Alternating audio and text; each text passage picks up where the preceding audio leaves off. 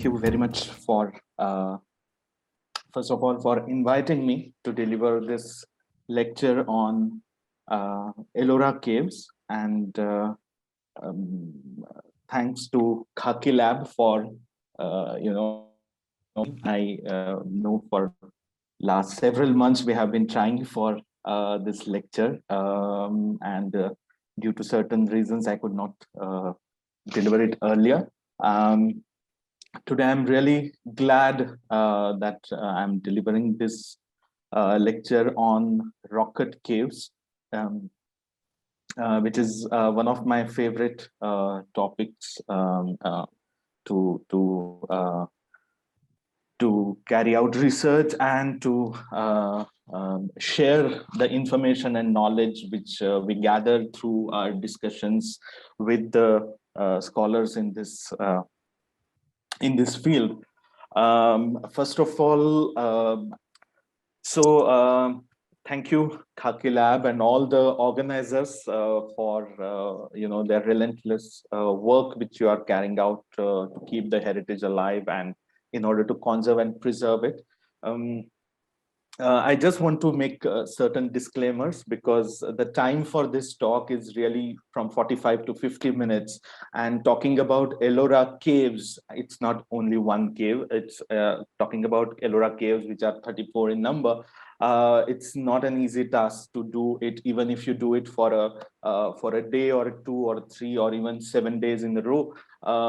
There have been many scholars, national and international scholars, who have carried out their doctoral work research on Ellora Caves, on certain aspect of it, just to let you know. So it's not possible to put the gamut of all the caves and all the extravaganza of the caves in one 45-minute presentation. So some of you might be disappointed that I didn't talk about that cave or this cave or that sculpture, but it's just to give everyone, all who have joined us tonight, today evening, just to give you a glimpse of what Ellora Caves are and how one can look at these caves rather than just visiting one cave after the other. Ellora Caves are not the first rocket caves to be excavated in India. Some of you who have studied or have attended certain lectures might know that the Barabar caves in Bihar, which are excavated in granite hills, they are considered as the first rocket caves which were excavated during the period of the Mauryan Emperor Ashoka and his grandson Dashratha. And those caves are not the Buddhist or the Hindu caves, but they were excavated for the Ajivaka sect followers. So those are the first rocket caves which were carved around 2,300 years ago. When we compare Ellora Caves with these ancient caves of Barabar Caves or Karle and Bhaje Caves near Mumbai, near on the Bombay-Pune highway near Lonavala. Again, Bhaje Caves, the main Chaitya Gruha is dated to around 2nd century BC, that is 2,200 years ago, or Karle Caves are sometimes dated to 1st century BC or 1st century AD, that is around 2,000 years ago. So when you compare these caves, when you compare Ellora Caves with these earlier caves, we see that the excavation activity at Ellora started around 6th century. So almost after 5 to 6 centuries later, these caves have started. In comparison with the earlier Buddhist caves, especially, or the these Ajivaka caves from Barabar, these caves are considered as later caves. But as we can see with the examples at Ellora, especially with the Kailash cave number 16, Kailash cave, that it was almost the apogee of rock cut excavation activity in India, which sort of culminated or reached to its apogee in the temple of Kailash, and we'll see how it sort of got developed. But before that, let me just quickly show you this famous map, which is available in many places for the Ellora Caves. So Ellora Caves are situated around 35 kilometers away from Aurangabad, and the town itself is known as Ellora, or in Marathi it's known as Verul, or the ancient name of the same of the town was Elapura. There is a hill, next to this particular town, and as you can see, these are small excavations. The squares which are actually shown in these hilly area, these are the different rocket caves which are excavated over here. So and it's easier whenever you visit Ellora Caves, you normally don't have to climb up very much, that the way you would do it at Kanheri, or you would do it at Karle Bhaje, or at Nasik Caves especially. But here you actually follow the path, which is a regular roadway pathway now. And the caves are, of course, now numbered as 1 to 34. That's the Archaeological Survey of India numbering. But if we can categorize them as Hindu, Buddhist, and Jain caves, which is the religious affiliation used for last 200 years. So these first 12 caves which are there are actually the Buddhist caves. Then you have the set of Hindu caves, the Ravan Ki Khai or the Shavatar, the famous Kailash cave number 16 over here, up to the Rameshwara cave or the Dumarlena cave over here. All these are the Hindu caves. And then, as you can see, this is an isolated group. I hope you can see my cursor, which I'm showing on the screen. This is the sort of little bit isolated cluster of 4 to 5 cave excavations, which is a Jain group of caves. So this is a unique example, in India, and especially anyone who is studying ancient art and architecture or religious architecture. It is a unique example, an interesting example, that you have so many different rock cut cave temples which were excavated at at one place, where the Buddhists, the Hindus, and the Jains came there in order to excavate their own temples. And definitely there is certain reason behind it, which we will see at the end of the presentation. But this is just to give a glimpse of how these caves are situated. Now, coming back to the cave excavation activity, many times you read or you see someone saying that the caves were constructed. So these rock cut caves, temples, they were not constructed. As you can see here, this whole negative area, in this particular rock mass has been excavated out, and the space has been created. So it's not like a construction where you actually plan and construct with stones or with bricks. You will, build a pillar or a wall or any structure over here. So in all these caves, right from the Barabar caves, Karle Bhaje, Kanheri caves, the architects, the engineers, the masons who were involved in this excavation activity, they must have been very, how I can say, excellent in their work, because you cannot make a mistake here. You cannot say that, okay, this pillar is wrong, or this particular design or decoration is wrong, so I'll reconstruct it in stone or in a brick mortar. There was no chance for, or no room for error. So you have to excavate it perfectly. And the cave excavation activity used to be right from the Karle Bhaje or any other caves, which can be seen at unfinished caves and unfinished work like here. This is the so-called Chota Kailash next to the main Kailash cave, at cave number 16, when you actually climb on the hill to see the Kailash cave, Kailash temple around, you come to this particular small temple, which probably was a sort of a miniature temple which was tried out. That's the assumption by many scholars. So this is not a constructed temple. This is again a excavated temple in this rock mass, and you can actually see how the rock is trying to chisel out the rock. So you have to understand this was the excavation technique. It is not that suddenly a sculptor would come and create a beautiful sculpture over there. There must have been different guilds of workers, masons, who would first remove this type of rock mass. You can actually see the chisel marks over here, and they would actually chisel out this rock, probably foot by foot or meter by meter or whatever was their measuring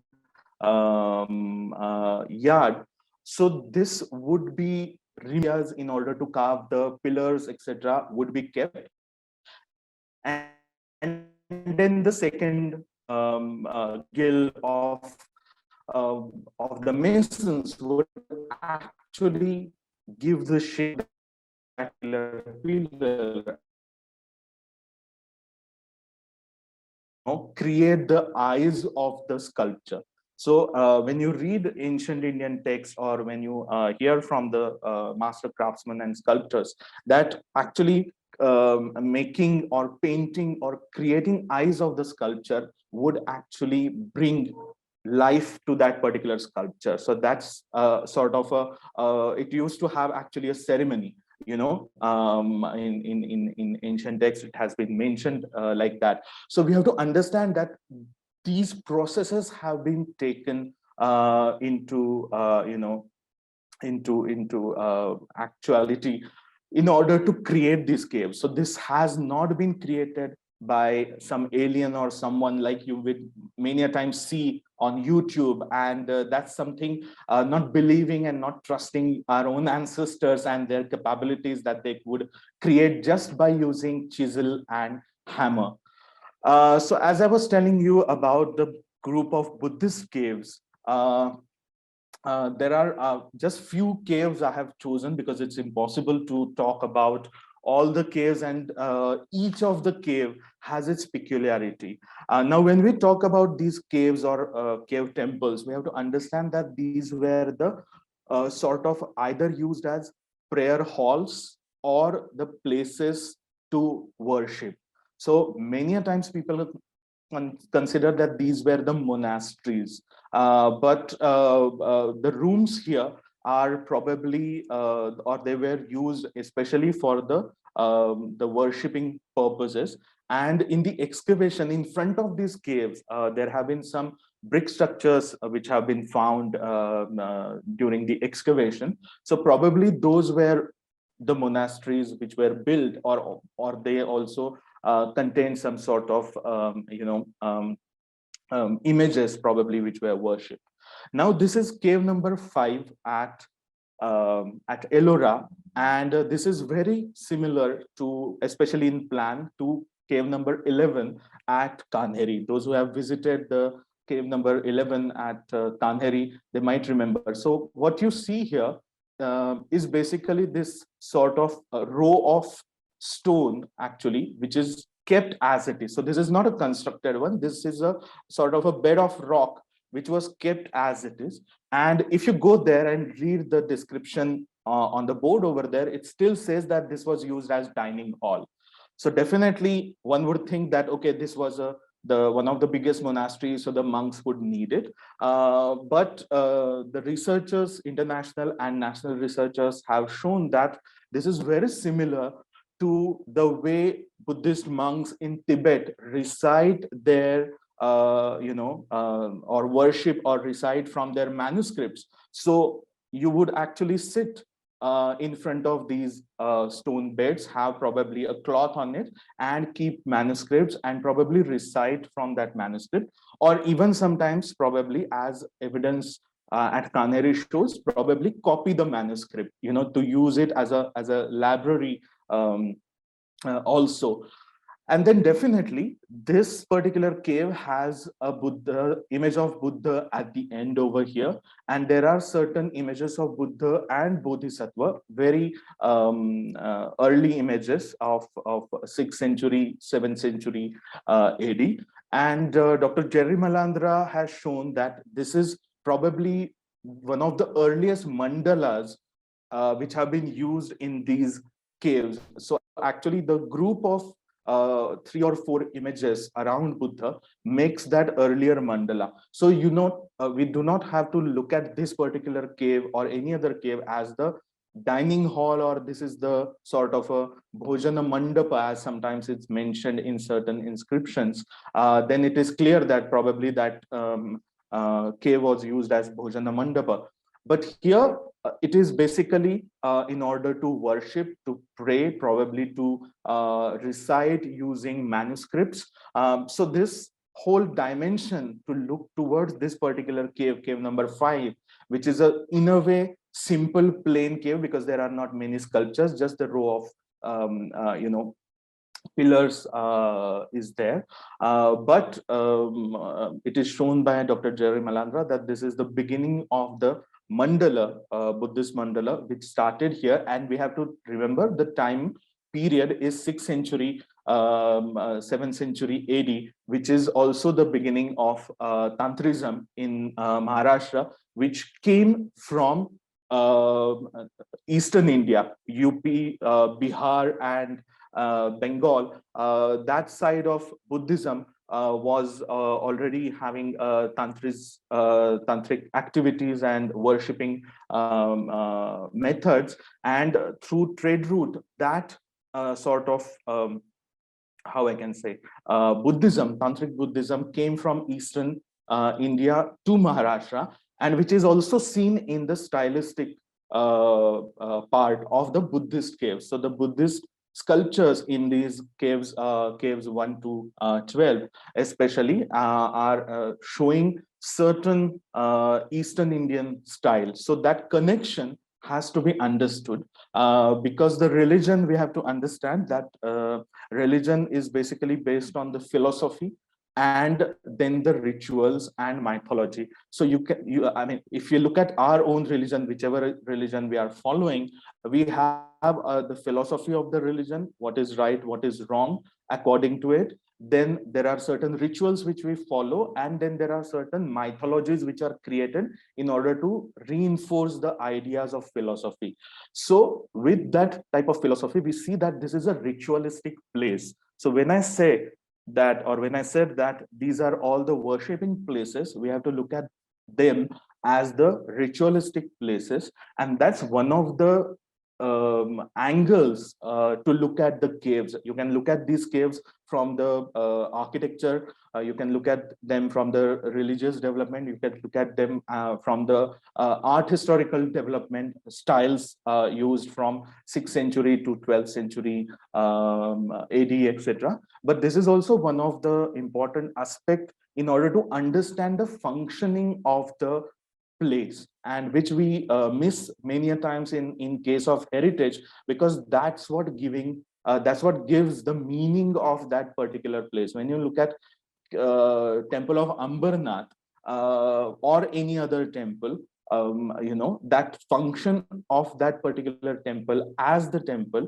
that is what makes it heritage. And then of course the supporting part is the whole architecture and the sculptures around it. Then another important cave at Ellora, which is a Buddhist cave again from the Buddhist group, is cave number 10, or as it is traditionally known as the cave of Vishwakarma. So this is the largest Chaitya at Ellora, and it of course follows the similar U-shaped or the apsidal plan as it is used in Karle or Bhaje caves, or at Kandheri caves. But interesting part is here you do not have only stupa as you can see it, but in front of the stupa you have actually an image of Buddha. And this has already been introduced at Ellora. So at Ellora, at Ajanta. So at Ajanta already we have this development of having a stupa, and in front of the stupa immediately a image of standing Buddha, or Buddha who is seated on the throne or a sinhasana has been carved. So that similar image has been carved over here. And interestingly, this is the outer, this is the facade of the same cave, of cave number 10, Vishwakarma cave. So you can actually see that there is a courtyard, and you enter in the courtyard, and then there is a veranda around it, and you can actually, there are steps, staircases excavated in the stone, in the rock mass, in order to climb upstairs on the first floor, which is this gallery, which is the terrace over here. And then we enter from this door, and there is a gallery which actually overlooks into this particular Buddha in the Chaitya Griha. So here also you see there are different images of Buddha Bodhisattvas, especially Avalokiteshvara, Tara, have been carved out. And this is the advancement in Buddhism, where the separate niches or a Devakoshtha or sort of small shrines of these Bodhisattvas and Taras have been carved out. So this way we actually see the advancement in Buddhism, where sort of comparatively empty Chaitya Grihas and square rooms which have been carved at Karle or Nasik, or at Bhaja, etc. And around 5th century, 6th century onwards, we see these new images of bodhisattvas and taras, etc., are coming into worship. And that actually exactly tells us the change in philosophy in Buddhism, shows the change in the ritual of worshipping of these bodhisattvas and tara, and the mythology related to bodhisattvas and tara is also created. So that is how we can see actually this development of religion, development and change in philosophy and ritual spaces and architecture, which can be traced through all these different religious architectural places. Then there are these interesting caves, cave number 11 and 12 at Ellora, which are Dotal and Teental, which are normally missed by the tourists, considering that who will climb, on the first floor or the second floor, or from outside it looks like quite simpler plan. So again, please note that this is carved out in one rock mass. So this is not a constructed, building or something. This is exactly the way I showed you. They have actually chiseled out all these, empty areas, and then the pillars and other forms have been kept over there, and then the masons, artisans have worked on these particular either the pillars or excavating sculptures, etc. So these two are very interesting Buddhist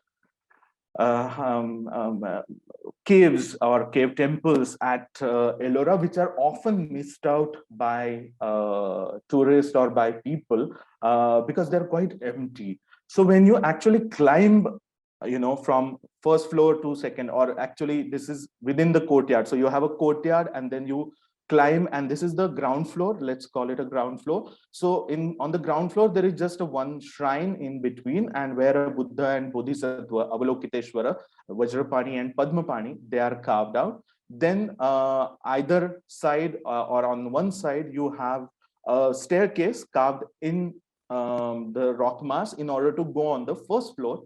And on the first floor, you have a staircase which is carved in the rock mass to go on the second floor.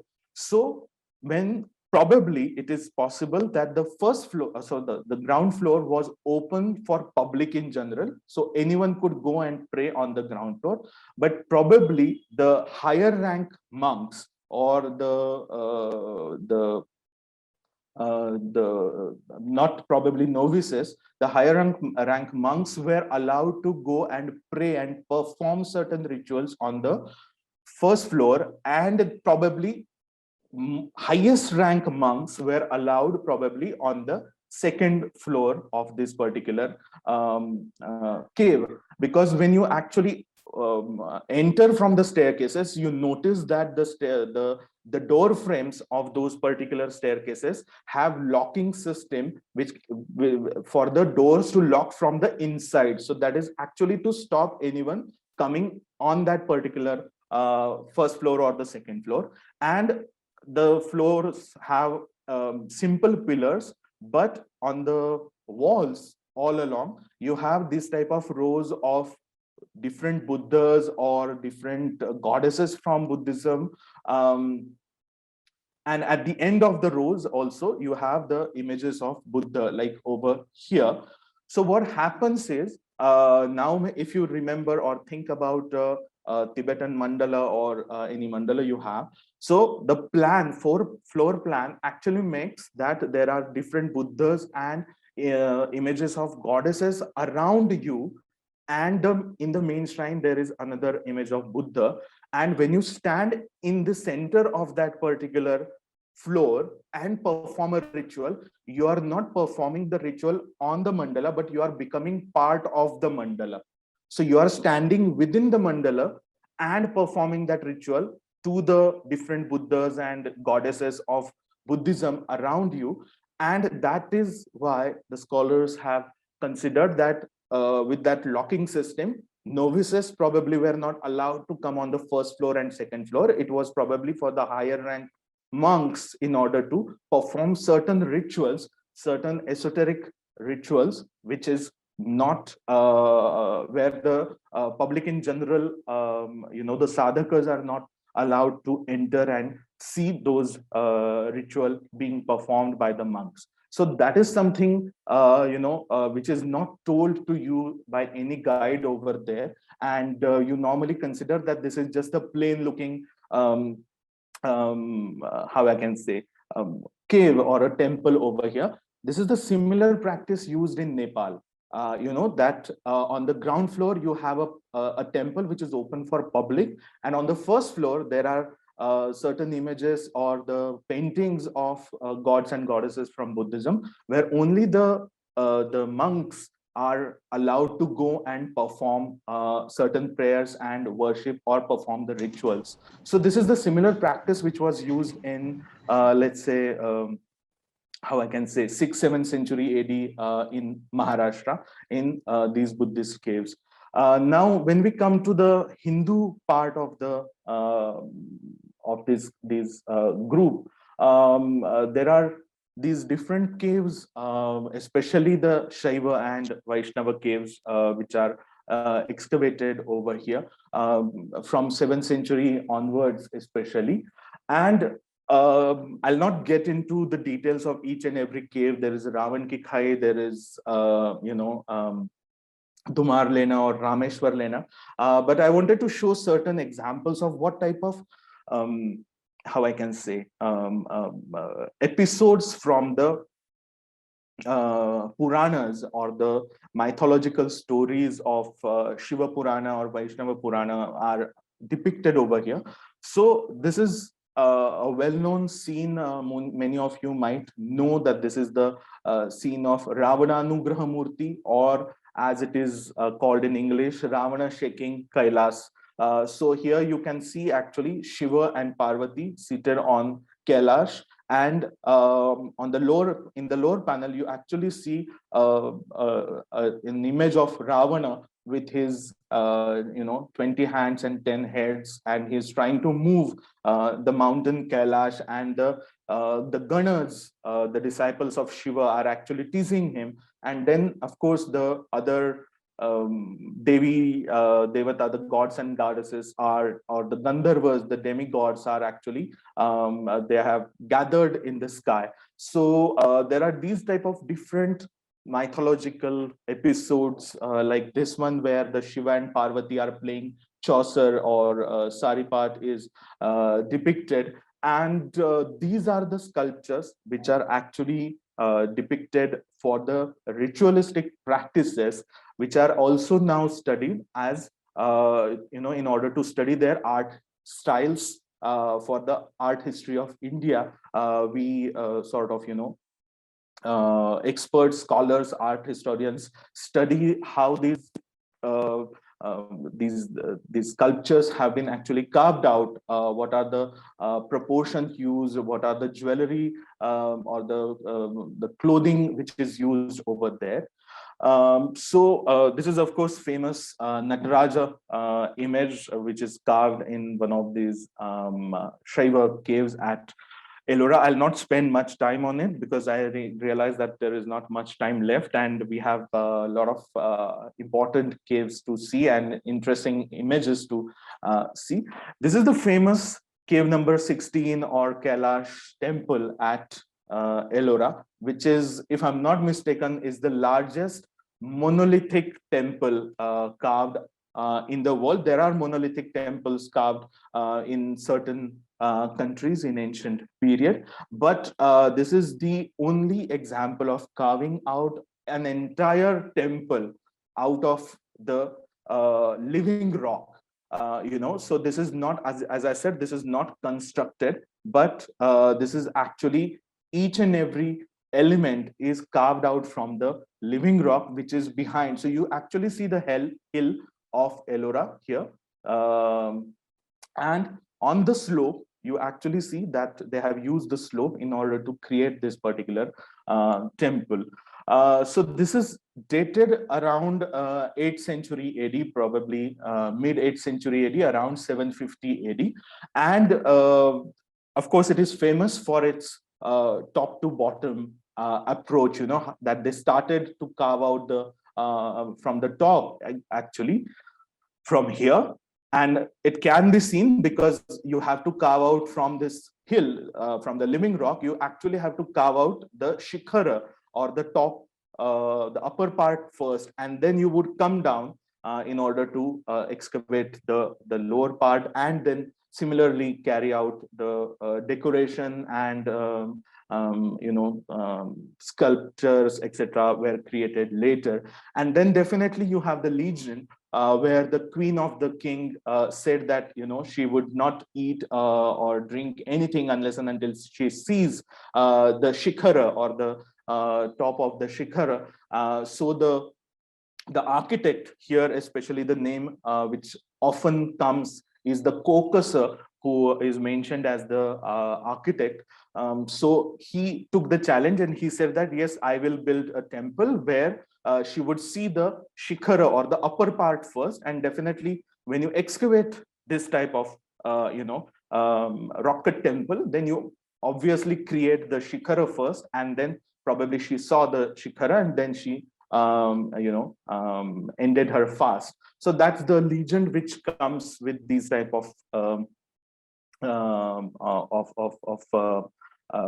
places, and there are several legends which are attached to Ellora, and there is an entire Ellora Mahatmya which was written. And then as we know, this is a Shiva temple, and there is a Krishneshwar temple, which is one of the Jyotirlingas, 12 Jyotirlingas from India, which is situated a kilometer or half away from this particular temple of Kailash.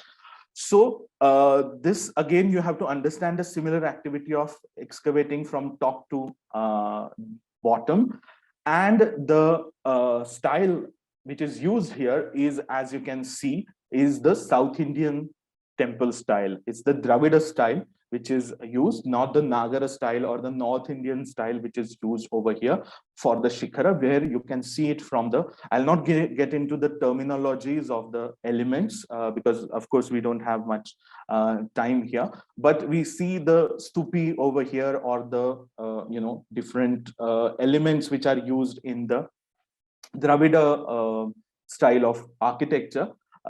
So what we have when you enter in this particular premises, you of course have the Shri or Lakshmi, or often she's called as the Gajalakshmi, where she is actually shown as situated in the lake, and she's seated on the lotus, and 4 elephants are actually pouring water on her. So she is shown at the entrance over here.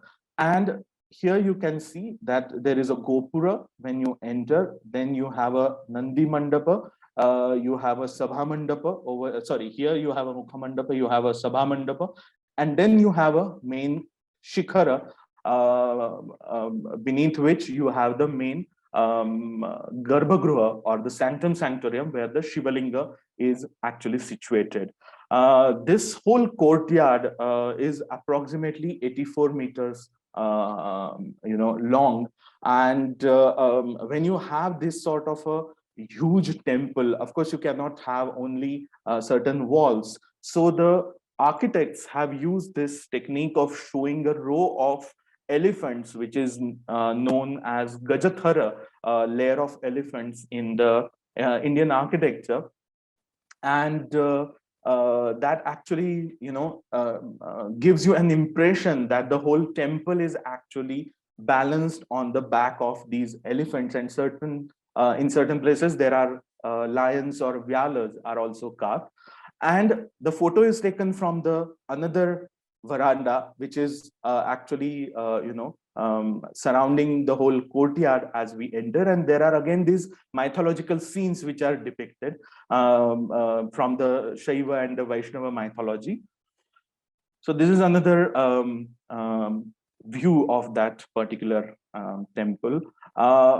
Some of you might notice that there is a color on this particular temple. Yellowish color can be seen, and that we have to understand that it was actually provided with stucco, and this whole coloring was done during 18th century, during the Maratha period, by well-known Ahilyabai Holkar.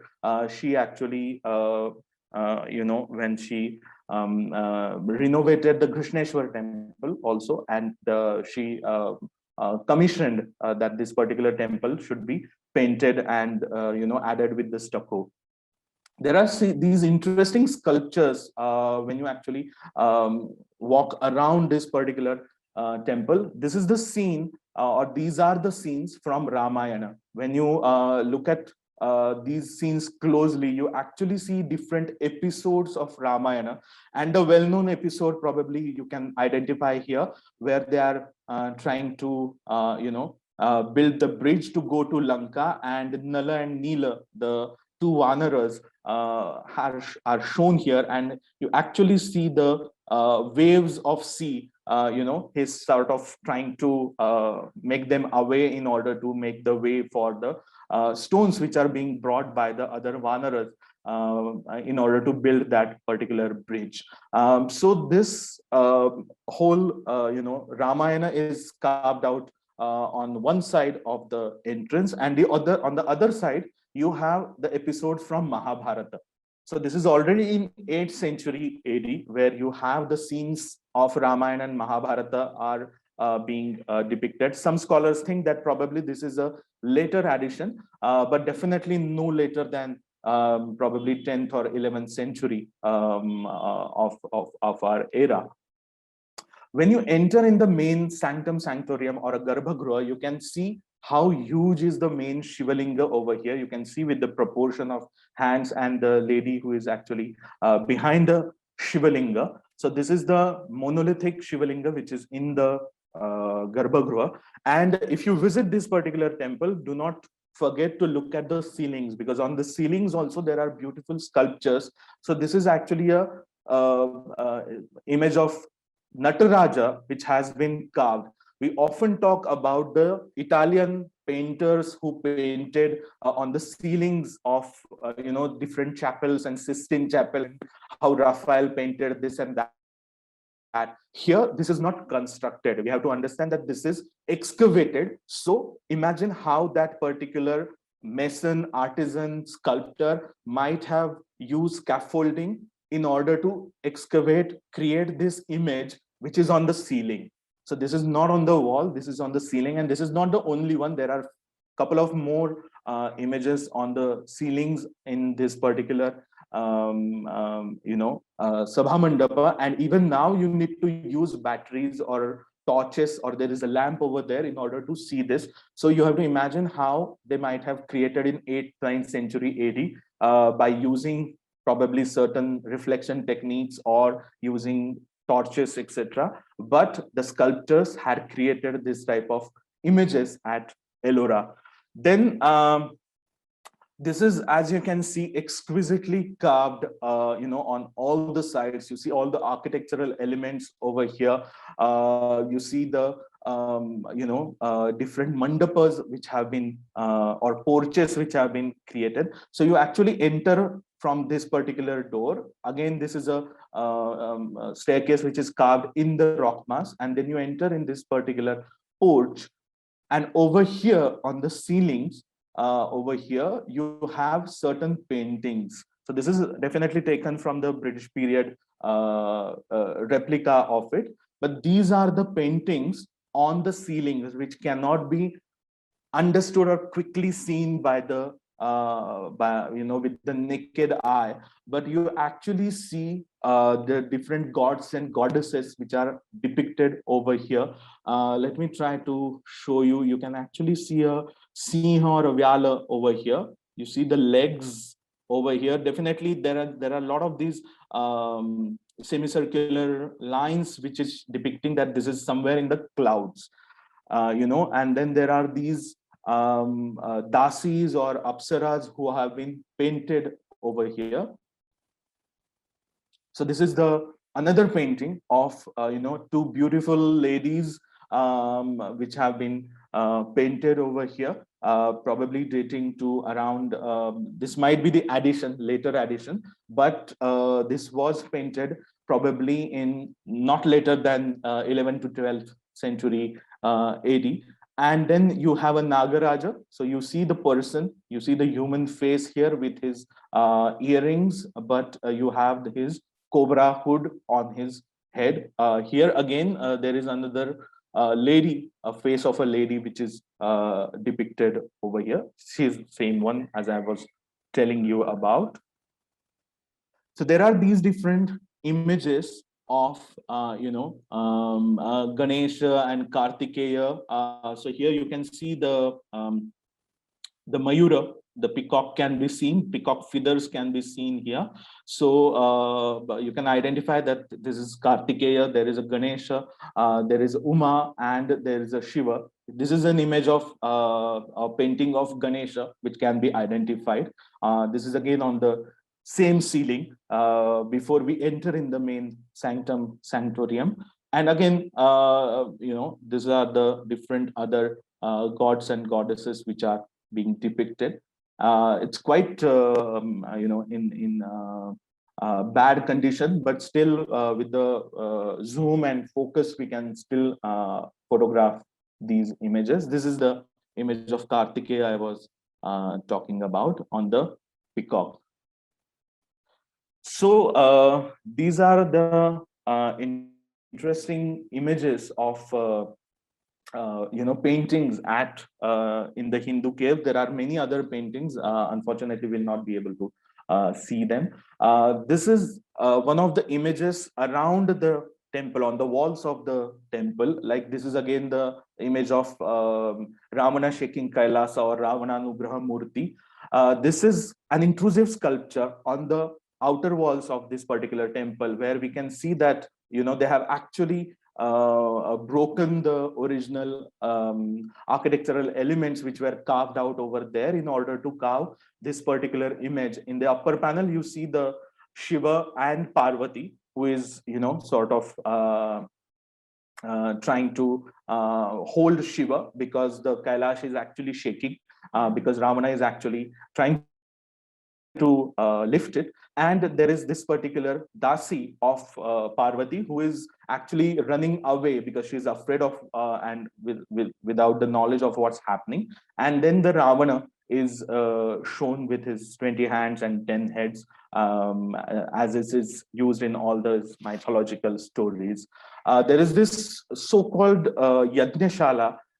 It is called as Yajnashala, referred as Yajnashala by many scholars. We actually don't know what was the real use or function of that particular place, but which has beautiful Rashtrakuta period sculptures. And here, as you can see, that there is an image of an important lady. Many scholars consider that she was one of the Rashtrakuta queen with her attendants. But identification is not clear because there is no inscription over there. And in this Yajñashala area itself, we have these Saptamatrukas, which are shown on their different mounds. So you have a Varahi, or you have a Kaumari, you have a Chamunda over here, and of course a Ganesha is also shown in this particular Yajñashala. I'll just skip this particular and I'll go to Jain caves because I see that we have just probably 5 minutes left. So the Jain caves are another important group at Ellora, and it's far away. It's at the other end of the group, and you have to nowadays, especially when the cars are not allowed in the premises, you have to actually take the bus and go to the end of the group. And they are amazing in terms of sculptures and paintings especially, and many a times you don't find the visitors there.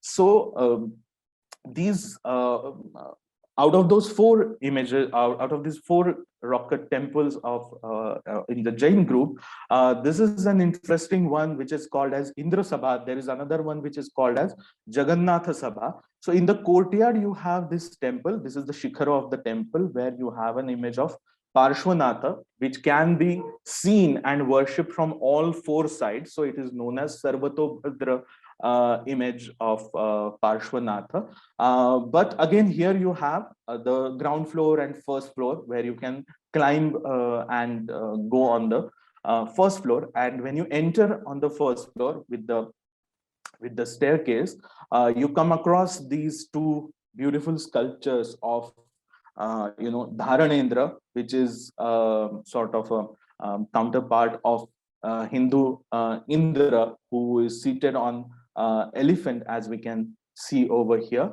And this is the the inner part of this particular Jain cave. But the most important and interesting element in this particular cave is some of the inscriptions. So these are the different images of Jain Tirthankaras, which have been carved out on the unfinished part of the ground floor of the same cave. The cave is left, the ground floor is left unfinished, but on the pillars they have carved out, and you actually see there is an image of a person, probably who is the devotee, and there is an inscription over here.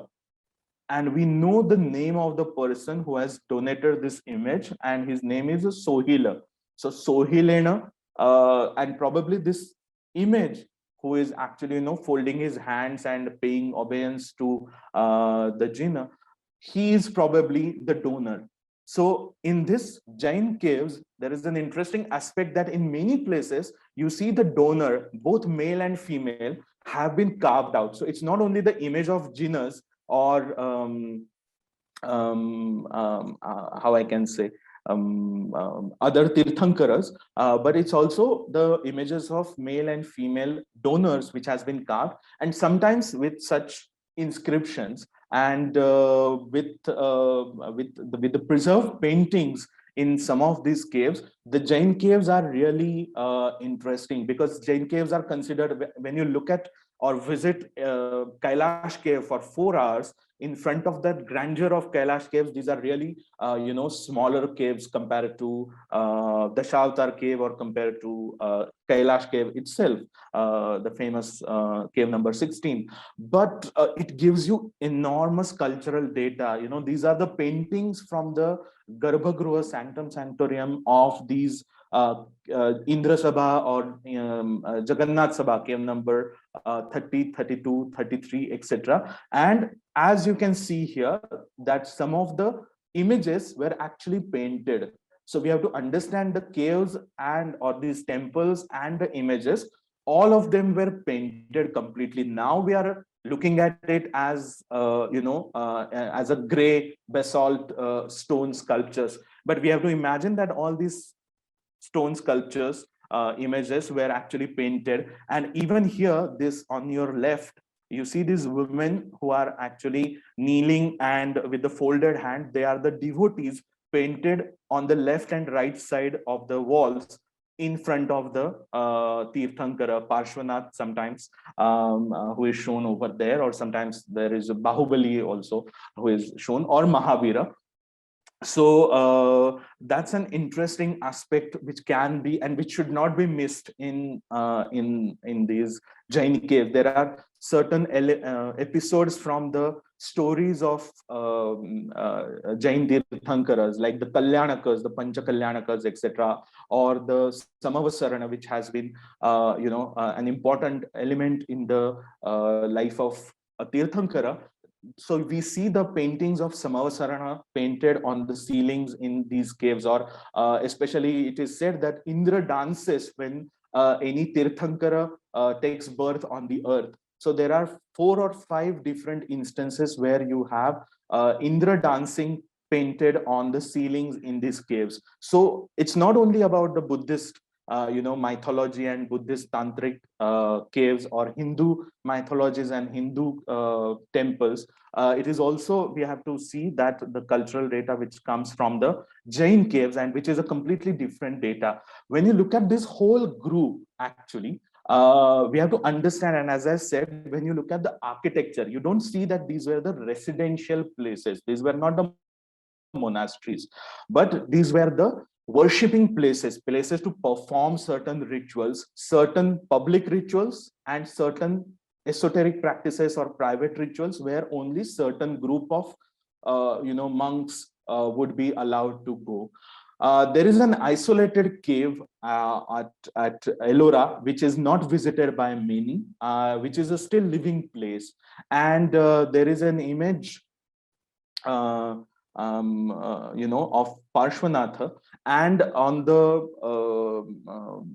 lower part of that particular image, there is a complete inscription which is dated to 12th century. If I'm not mistaken, it is dated to 12th century AD, probably early 13th century AD.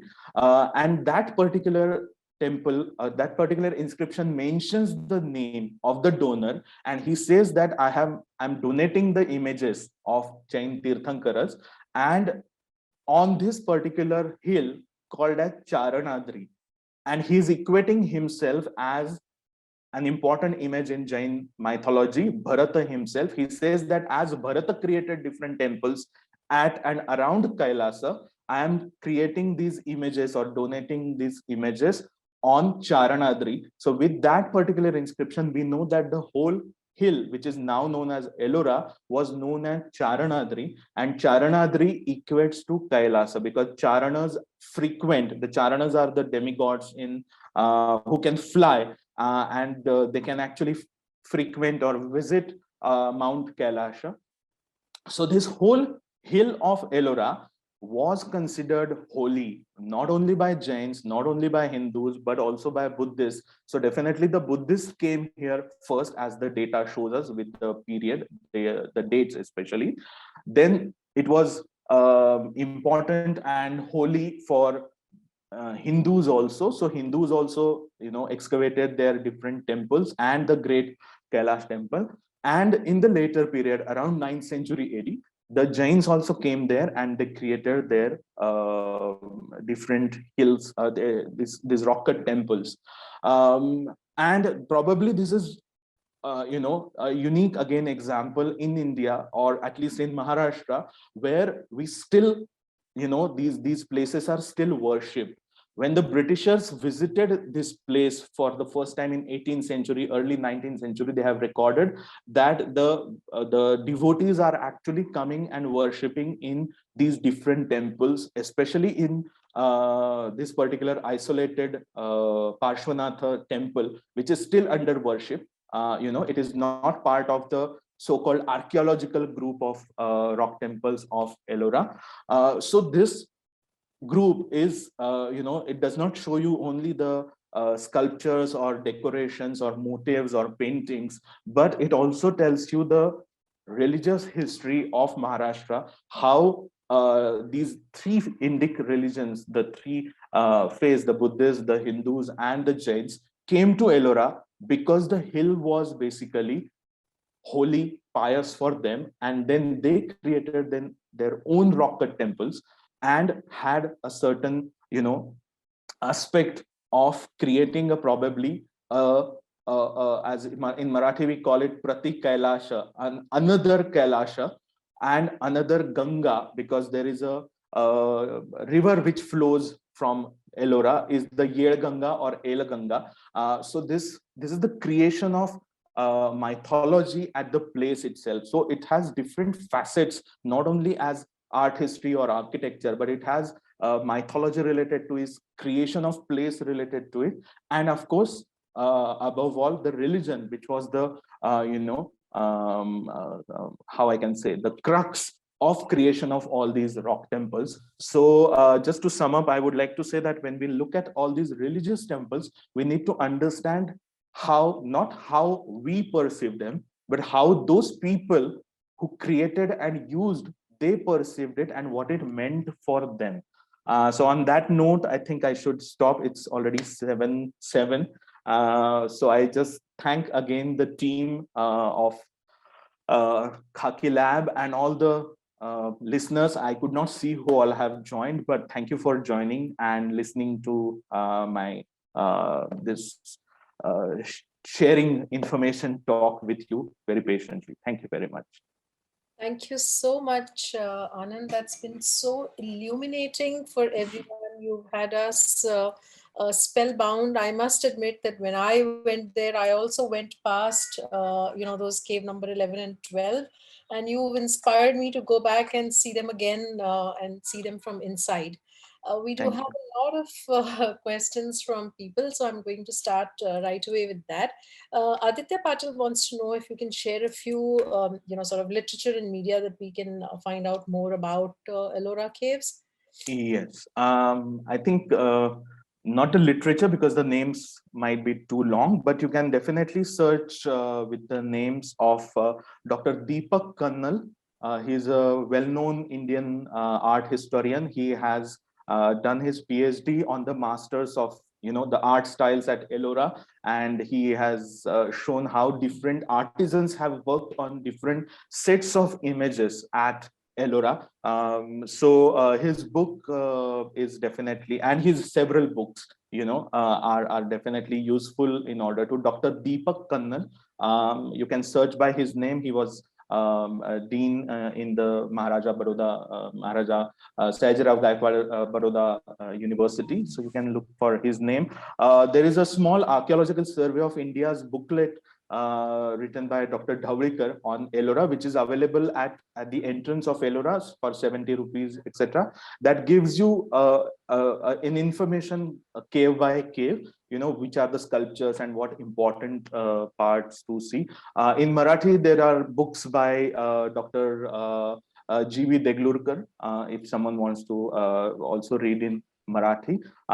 So that's what I can quickly see. Definitely, you can search for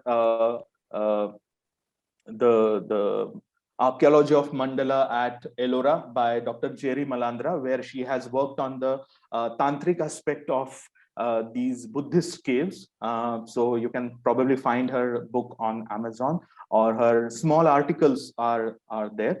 Not to forget, Dr. Walter Spink has worked, though he has worked a lot on Ajanta, but he has worked for Ajanta to Ellora. So how that transition from Ajanta to Ellora art historically happened, and it went to other some adjoining caves on that in that area.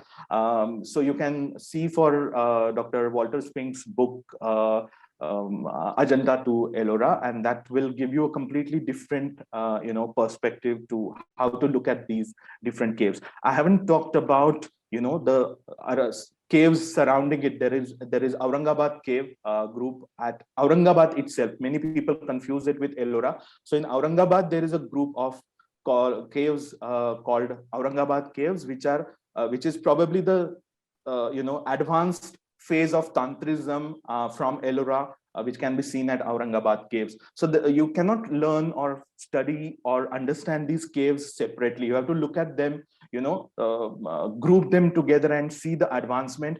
religion-wise and art history-wise also. So I would suggest you read not only on Ellora, but on the other caves also. Great, great.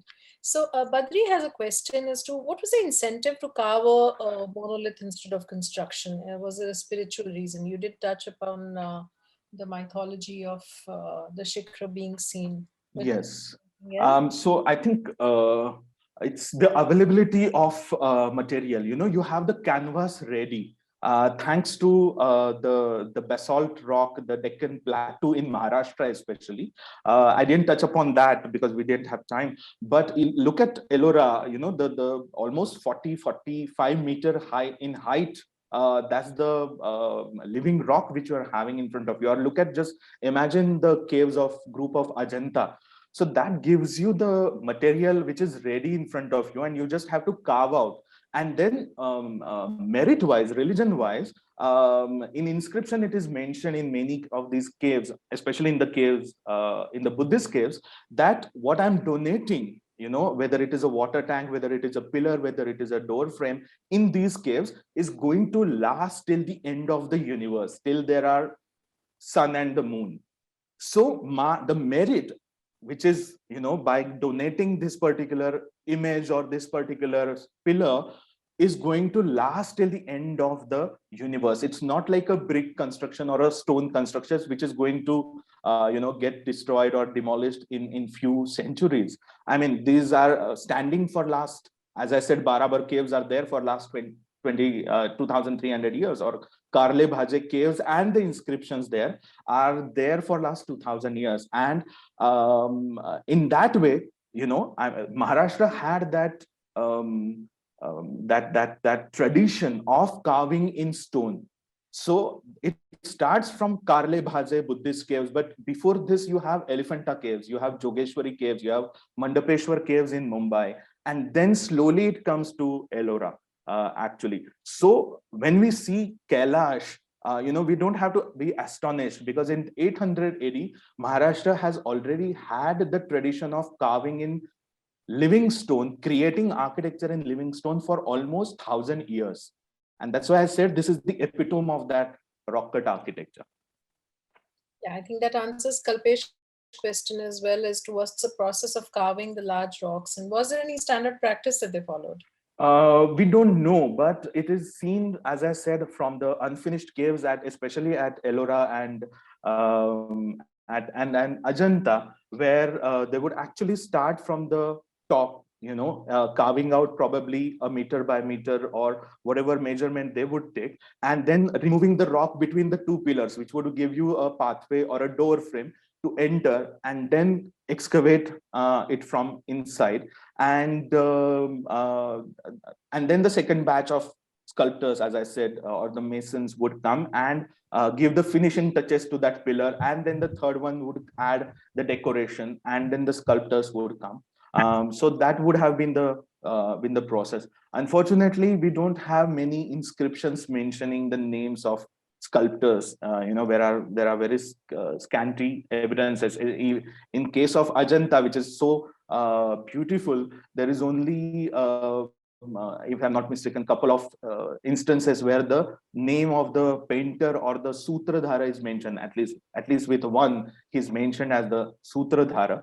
I think that can be answered as the process. I mean, it's a very detailed answer, and it comes with the observation. So you can see the photos of unfinished caves. Google them on for Ajanta, especially unfinished caves, Ajanta and unfinished caves, Ellora, and you would actually see how they must have carved out in between, you know, two pillars. So we also have a question from Janvi, whether there are any other caves or temples in India which are, or in the world, which are carved top, bottom. Well, I mean, temple itself, if you mean to say, cave temples, definitely, like, you know, the Ajanta, they are called as a cave temple because it's inside. But the Mahabalipuram is the best example, I can say, that which is, you know, the rock is actually carved out from top to bottom to create those temples, the Pancharathas, etc., or the shore temples. temple, the famous Shore temple, those are carved. So it is said that there are around 1,200 such rock cut caves in India, out of which 1,000 are in Maharashtra. And thanks to that Deccan trap, which we have, especially, which gives the canvas, as I like to call it, and that's probably what inspires. Another point which has to be understood is the knowledge of geology, knowledge of hydrology, knowledge of engineering, and knowledge of architecture, because you have to look at the living rock from outside, inspect and carry out survey probably on the hill of the bushes and other things, in order to understand how long we can go inside the cave. I mean, at least at Ellora, at Kailash, it's a temple, so you can actually see and decide. But it is such a precise,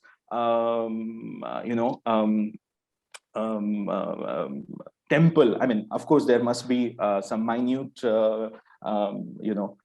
changes in measurements. We cannot deny that. With the new technology, we can definitely map that. But I think it's the Deccan trap which must have attracted them. And then do not forget these different knowledges, traditional knowledges which they had.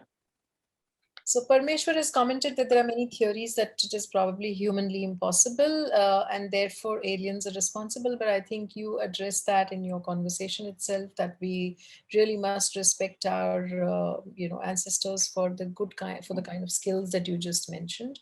So I will skip that. Parmeshwar has asked also about the paintings on the ceilings, to know if you could tell the number of the caves where those paintings were found. So the detailed paintings which we saw, they were actually from the cave number 16, Okay. and they are, when you actually enter in the porch of the Kailash temple.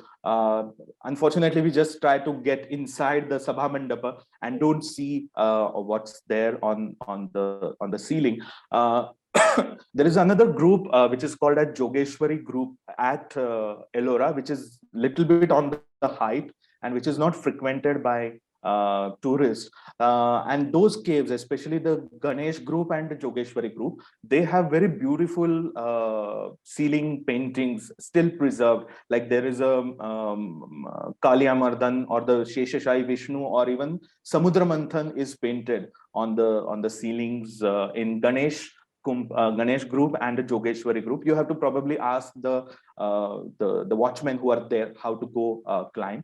And then the Indra Sabha and Jagannath Sabha, the two famous caves in the Jain group. There are recent, in last decades, after the conservation especially, many of the blackened paintings are now visible. So that's why not everyone knows about it. It's some of them at least are quite recently found paintings. But you can actually just see all the inside part of Kailash temple, where you see the paintings and stucco. Of course, it's mixed with the medieval painting of 18th century, because many of them were repainted. These are the paintings I can say, and I mean, these are the places definitely you can see for the paintings. Especially, don't forget the Jain caves. Just with the look at the walls and the top and the ceiling. Alad has asked whether Alad's seen a small video of some channels or passage near Kailash temple. Wants to know. Yeah, there are all these conspiracy theories. No one has actually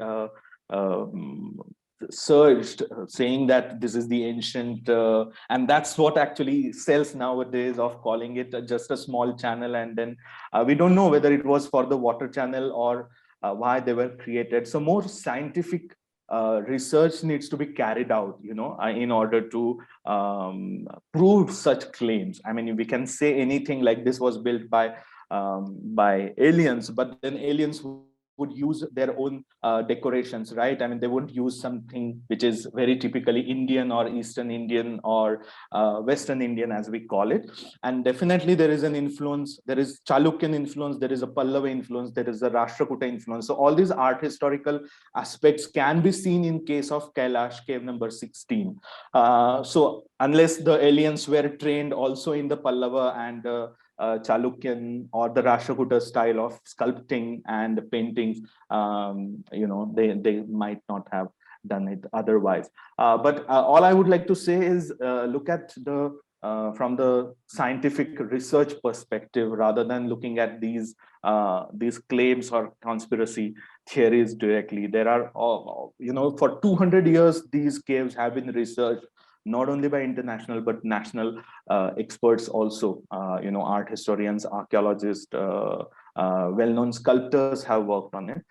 So definitely, after looking at their work, looking into the literature, we can see that these were not created by aliens, or there is no underground town hidden under these cave number 16, as some videos claim.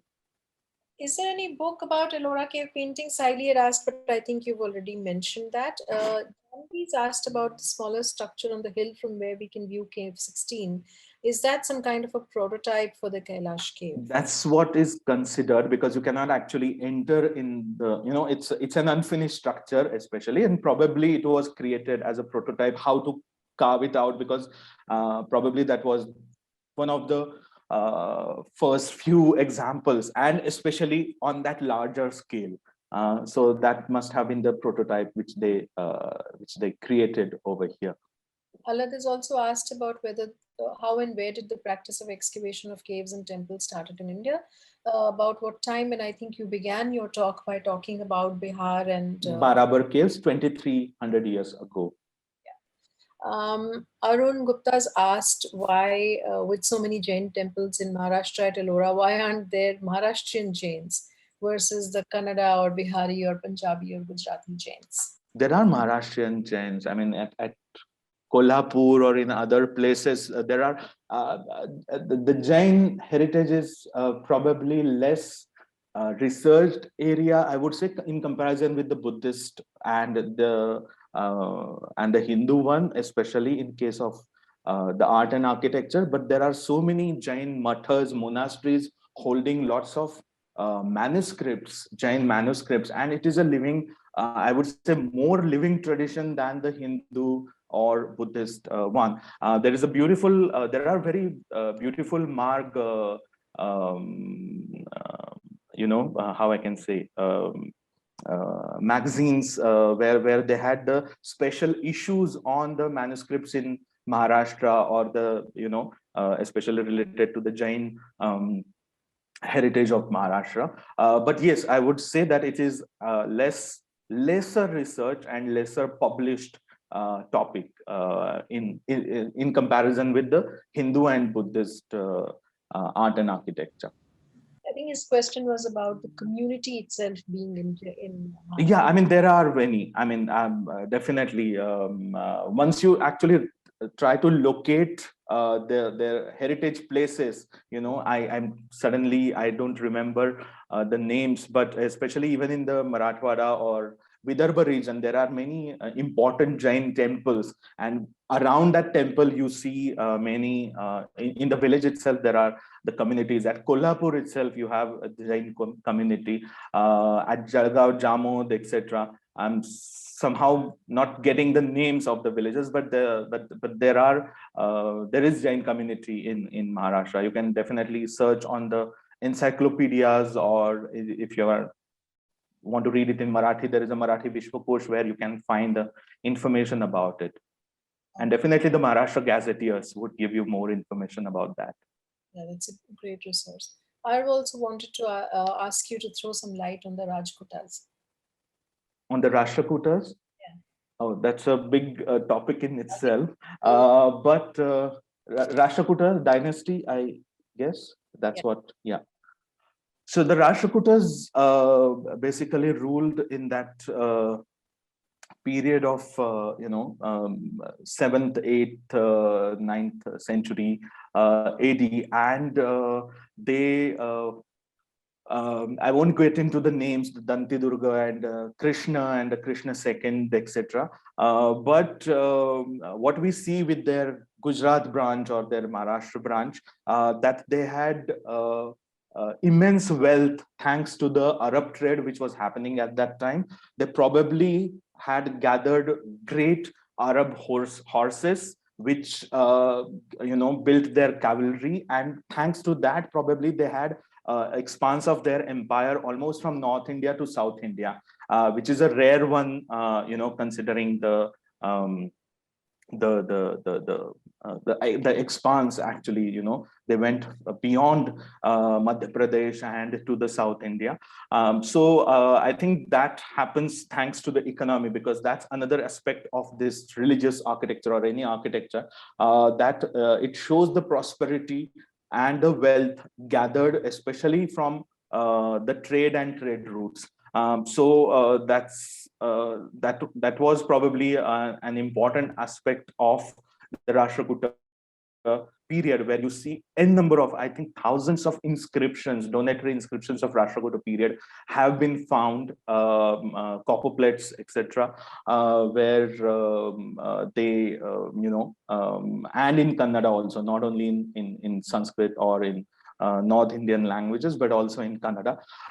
So they were a great dynasty. I won't get into the details because it's already 7:30. But the aspect which can be seen, especially in Maharashtra, is the monumentality, probably through the art, and especially the larger than life size aspect of the sculptures. When you visit Ellora Kailash, you see these Dwarapalas, the attendants, the guardians, the Vishnu and Shiva. They are, larger than life size as they are shown, and they are loose sculptures found at Kandahar, etc., near Nanded. They also, give the same testimony of this sort of larger than life size art style, which was probably used during the Rashtrakuta period and Rashtrakutas. There is a great book by on Rashtrakutas by Artekar. The PDF is available online, so you can Google it, and you can download that. By Artekar, is Altekar, on the Rashtrakutas itself.